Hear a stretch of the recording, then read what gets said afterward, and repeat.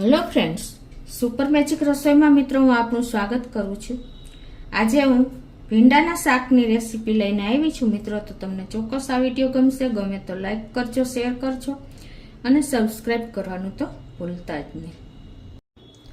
તો એના ઇન્ગ્રેડિયન્ટમાં આપણે ભીંડો લીધો છે, અજમો છે, તલ છે, ચાટ મસાલો છે, આમચૂર પાવડર છે, દહીં છે, ગરમ મસાલો છે અને રૂટીન મસાલા છે, તેલ છે। તો બનાવવાનું ચાલુ કરીએ મિત્રો। આ શાક મેં પરફેક્ટ રીત સાથે 10 જ મિનિટમાં બની જાય ને એવી બધી ટિપ્સ આ વિડીયોમાં શેર કરી છે, અને એ પણ એક સ્પેશિયલ પેસ્ટ સાથે જ એકદમ ટેસ્ટી, સ્વાદ બમણો કરી દે ને એવું આપણું આ શાક બનશે। તો તમે એન્ડ સુધી જોડાયેલા રહેજો। તો પહેલાં તો મિત્રો આપણે ભીંડો લેવા જાય ને ત્યારે ભીંડો માર્કેટમાંથી કેવો ચૂઝ કરવાનો એ પણ તમારે જ નક્કી કરવાનું હોય છે। તો એકદમ જો આ એનું ડંઠલ આ રીતે તૂટી જાય ને તો એ ફ્રેશ ભીંડો હોય છે અને એકદમ ફ્રેશ લેવાનો છે। અને બીજું કે આવી રીતે જો આ રીતે આ ડંઠલ નથી તૂટતી, આના બે સીધા કટકા થઈ જાય છે, તો આવો ગઈઢો ભીંડો નથી લેવાનો, વધારે બીન્સ એમાં હોય છે। એટલે તમારે ખાસ નાની નાની બાબત તમે ભીંડો લેવા જાઓ ને ત્યારે ધ્યાનમાં રાખવાની છે। અત્યારે મેં આ 450 ગ્રામ જેવો ભીંડો લીધો છે, અને ભીંડાને આપણે પહેલાં બનાવતા પહેલાં ધોઈ લેવાનો છે। તો ધોવાની મેથડ પણ હું તમને બતાવી દઉં। તો આ રીતે મિત્રો આપણે નળ ચાલુ કરીને અને ધીમા નળે આ રીતે આપણે આખી સીંગ ધોવાની છે, હાથ ફેરવીને ફરતી, તો જ ભીંડામાંથી એની ચીકાશ ને બધું દૂર થશે, માથે જે કચરો હોય આ રીતે તમે ધોશો ને એક સીંગ તો જ ક્લીન થશે। અને આ રીતે જો મેં બધી સીંગને ધોઈ લીધી છે। પછી તમારે ટાઈમ ન હોય અને ઉતાવળ હોય ને તો તમારે જો આ રીતે કપડામાં બધી સીંગને આ રીતે લૂછી લેવાની છે આ રીતે। એટલે શું થશે કે એકદમ આપણો ભીંડો સૂકો થઈ જશે। જો ભીનો રહેશે ને તો પણ શાક તમારું ચીકણું બનશે, અને ઉતાવળ ન હોય તો તમારે કપડામાં પાથરીને અને સુકાવા દેવાનો છે। એટલે આ રીતે આપણે તૈયાર કરી લેવાનો છે ભીંડો। અને મિત્રો જો આપણે આ રીતે સીંગ લૂછી છે તો કપડું પણ આપણું મેલું નથી થતું, કેમ કે આપણે એક સીંગ ધોઈ છે ચાલુ નળે, એટલે તમારે કોઈ પ્રોબ્લેમ નહીં આવે। અને જો તમારે વહેલી સવારે ટિફિનમાં બનાવવું હોય ને તો તમારે સાંજે જ આ બધી પ્રોસિજર કરી અને ફ્રીજમાં રાખીને માથે કાણાવાળું વાસણ ઢાંકી દેશો ને તો તમારે સવારે કોઈ ટાઈમ નહીં લાગે। તો હવે આપણે ભીંડાને સમારી લેશું। તો ભીંડાને સમારવામાં પણ આજે આપણે રાઉન્ડ ગોળ શેપમાં સમારશું, આ રીતે મોટા પીસમાં। અને ઘણા માણસોને શું થાય છે મિત્રો કે આપણે આ રીતે સમારી અને એના ડંઠલ દૂર કરી દેશું, અને માણસોને પ્રોબ્લેમ ક્યાં આવે છે કે ભીંડાનું શાક ચીકણું બને છે, પણ આજે આપણે એક અલગ જ મેથડ સાથે આ શાક બનાવશું તો બિલકુલ ચીકણું પણ નહીં બને અને એકદમ ટેસ્ટી બનશે। અને મિત્રો તમે ફ્રીજમાં ભીંડો રાખીને 2 દિવસ પછી તમે શાક કરશો ને તો પણ તમારું શાક એકદમ સરસ નહીં થાય, એકદમ ઢીલું જેવું રહેશે, ભીંડો એકદમ ઢીલો થઈ જાય છે, એટલે ચીકાશ પકડાઈ જાય છે। એટલે આવી નાની નાની બાબત ખાસ નોટ કરજો। આ રીતે આપણે જો થોડા મોટા પીસમાં ગોળ સમાર્યો છે, કારણ કે ભીંડો ચડે ને ત્યારે એકદમ શ્રિંક થઈ જાય છે, એટલે થોડોક મોટો સમારવાનો। હવે આપણે આ ભીંડાની ચીકાશ બિલકુલ ન રહીએ એટલા માટે શું કરવાનું છે કે 2 ચમચી જેવો આપણે ચણાનો લોટ નાખી દેવાનો છે, આ રીતે કરી અને આને આપણે ટોસ કરીને આ રીતે મિક્સ કરી લેશું। એટલે શું થશે, ચીકાશ બિલકુલ નહીં રહે, જે પાણી હશે ને એ બધું આ ચણાના લોટમાં શોષાઈ જશે। તો આ રીતે આપણે પ્રોસિજર કરવાની છે, અને આને હિસાબે ટેસ્ટ પણ બહુ સરસ આવશે। હવે આપણે એક પેસ્ટ બનાવી લેશું। એના માટે મેં એક મરચું લીધું છે અને 1 ઇંચ આદુનો ટુકડો લીધો છે, એને આ રીતે મિક્સર જારમાં ફાઇન પેસ્ટ કરી લેશું। તમારે જો લસણ વાપરવું હોય તો આ સ્ટેજે તમારે લસણ પણ 2 થી 4 કળી નાખી દેવાનું છે। તો હવે આપણે એક પેસ્ટ બનાવી લેશું, સ્પેશિયલ જે ભીંડાનું ટેસ્ટ અનેક ગણો વધારી દે છે। એના માટે આપણે અત્યારે 2 ચમચી દહીં લેશું, અને એમાં આપણે મસાલા કરી લેશું।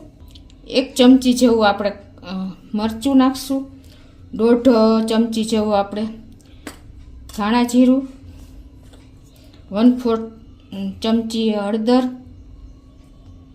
1/4 ચમચી આપણે મીઠું નાખી દેશું, 1/4 ચમચી જેવો આમચૂર પાવડર, જો તમારે દહીં ખાટું હોય તો આમચૂર પાવડર ઓછો કરી નાખવાનો, અને 1/4 ચમચી જેવો આપણે ચાટ મસાલો નાખી દેશું। અને 1/4 ચમચી જેવો ગરમ મસાલો,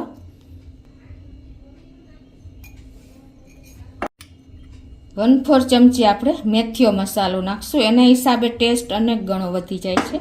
હવે આ પેસ્ટને આપણે આ રીતે મિક્સ કરી લેશું. તો આ રીતે આપણે જો પેસ્ટ તૈયાર કરી લીધી છે. હવે આપણે વઘાર કરશું. ગેસ ઓન કરીને ગેસની ફ્લેમ સ્લો જ રાખશું અત્યારે. અને એક જાડા વાસણ લેવાનું છે, તળિયું જાડું હોય ને એવું. તો એમાં 4 ટેબલ સ્પૂન જેવું આપણે તેલ મૂકી દેશું. ભીંડામાં થોડુંક ચડિયાતું તેલ હશે ને તો જ આપણો ભીંડો ચીકણો નહીં બને, એટલે ખાસ તમે આવું ધ્યાન રાખજો. હવે ભીંડામાં આપણે રાઈનો ઉપયોગ નથી કરતા, પણ આપણે અજમો વાપરીએ છીએ, એટલે 1/4 ટીસ્પૂન જેવો આપણે અજમો નાખી દેશું તેલમાં. તેલ ગરમ થઈ ગયું છે અને 1 ચમચી જેવા આપણે સફેદ તલ નાખી દેશું અને 1/4 ટીસ્પૂન જેવી આપણે હિંગ નાખી દેશું અને ભીંડાના ભાગનું આપણે 1/4 ટીસ્પૂન હળદર નાખી દેશું. આપણા તલ પણ જો ફૂટી જ ગયા છે. તલ નાખવાથી લુક પણ સરસ આવે છે અને હેલ્થ માટે પણ બેનિફિટ જ છે. તો હવે આપણે આ જે ભીંડો સમાર્યો છે ને એ નાખી દેશું અને એને આપણે આ રીતે મિક્સ કરી લઈશું.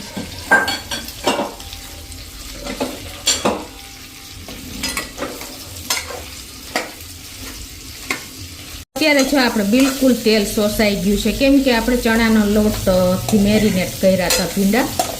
અને આપણે હવે આને 1-2 મિનિટ આ રીતે ચલાવતા રહેશું, એટલે સરસ આપણો ભીંડો નીચે બેસે નહીં અને થોડોક મસાલો કોટેડ થઈ જાય.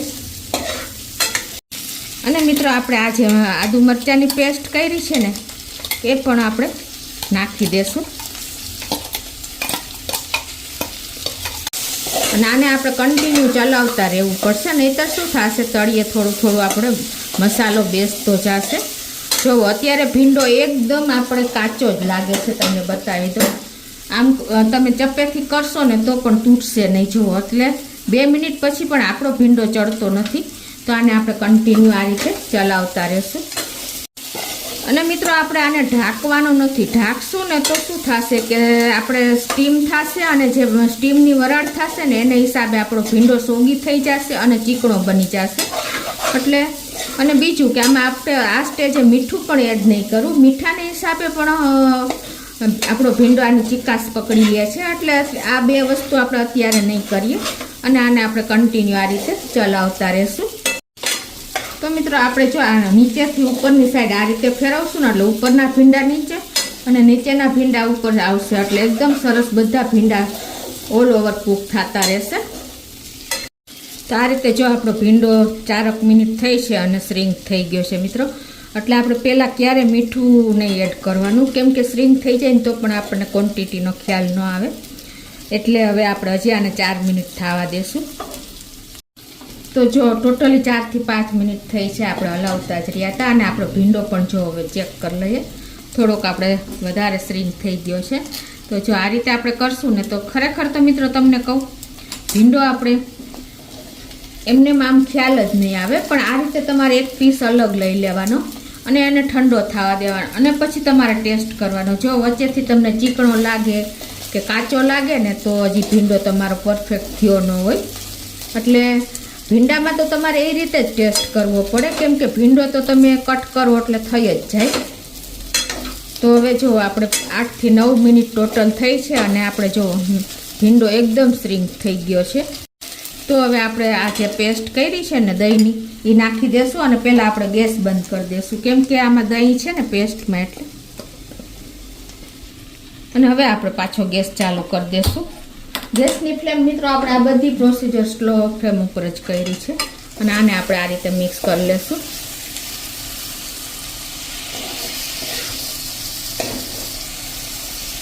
તો હવે આને આપણે જો પેસ્ટ એડ કરી અને 1 મિનિટ થવા દેશું.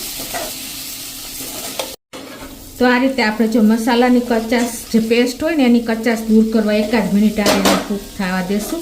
અને મિત્રો હવે આમાં જો આપણે મીઠું અત્યારે એડ નથી કરતા, કેમ કે આપણે ચાટ મસાલો નાખ્યો છે, આમચૂર પાવડર નાખ્યો છે, બંને જ સોલ્ટી જ હોય છે અને પ્લસ આપણે મસાલામાં પણ મીઠું નાખ્યું છે, એટલે કેર કરીને લાગતું નથી મીઠાની જરૂર, પણ તમારે જો એવું લાગે તો નાખી દેવાનું. હવે આ સ્ટેજે હું 1 ટીસ્પૂન જેવી ખાંડ નાખી દઉં છું, એટલે બેલેન્સ આવી જાય આપણે ખટાશ લીંબુ દહીંનું. તમારે સ્કીપ કરવી તો કરી શકો છો. અને હવે આને આપણે 1 મિનિટ આ રીતે કૂક કરી લેશું, એટલે આપણી પેસ્ટની કચાશ દૂર થઈ જાય.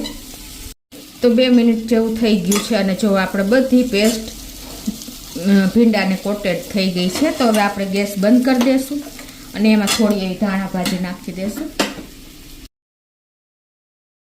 હવે ધાણા ભાજી નાખીને આપણે મિક્સ કરી લઈશું અને હવે એને આપણે સર્વ પણ કરી દઈશું.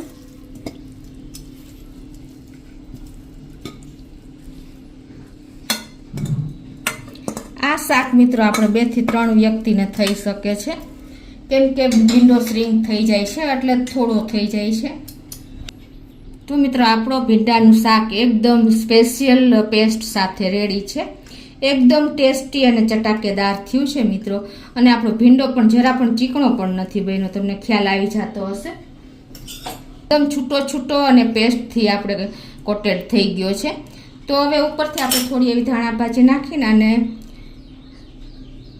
સર્વ કરી દેશું મિત્રો. તો તમે ચોક્કસ એક વખત આ રીતે ભીંડોનું શાક બનાવવાની ટ્રાય કરજો અને તમને ગમે તો લાઈક કરજો, શેર કરજો અને સબસ્ક્રાઈબ કરવાનું તો ભૂલતા જ નહીં.